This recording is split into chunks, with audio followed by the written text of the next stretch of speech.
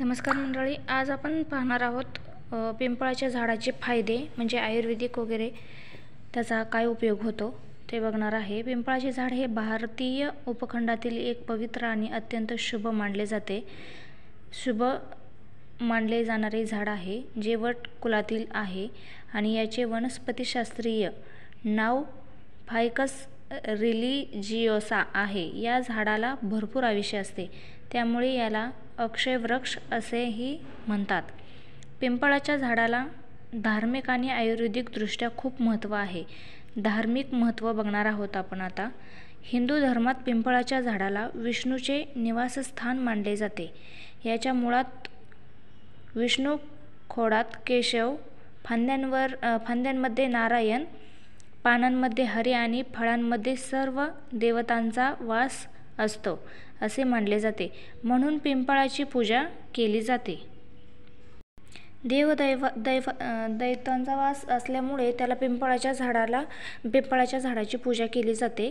तर आता आपण बघणार आहोत बौद्ध धर्मात गौतम बुद्धांना ज्या पिंपळाच्या झाडाखाली ज्ञान प्राप्त झाले त्या वृक्षाला बोधिवृक्ष म्हणतात आणि ते बौद्ध धर्मातील महत्त्वाचे प्रतीक मानले जाते।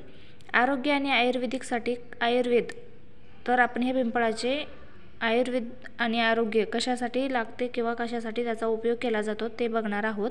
पिंपळाचे झाड जास्तीत जास्त ऑक्सिजन देते आणि त्यात प्रथिने, कॅल्शियम, लोह आणि मॅग्नीज यांसारखी पोषक तत्वे असतात।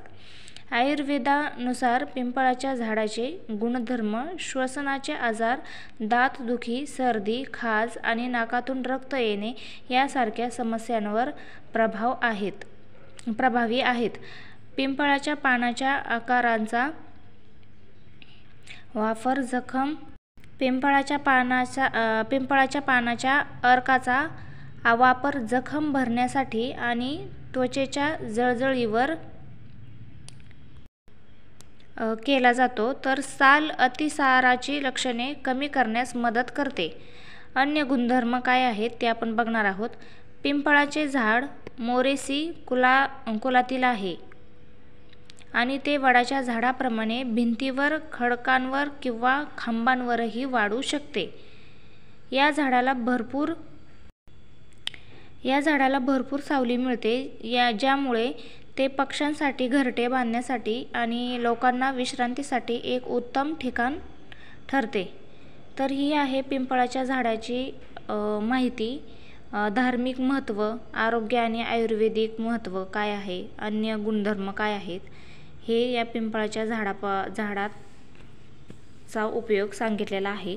तर तुम्हाला ही माहिती कशी वाटली ते कमेंट करून सांगा आणि पुढची माहिती कशाची ऐकायला आवडेल ह्याचीही कमेंट करा। धन्यवाद।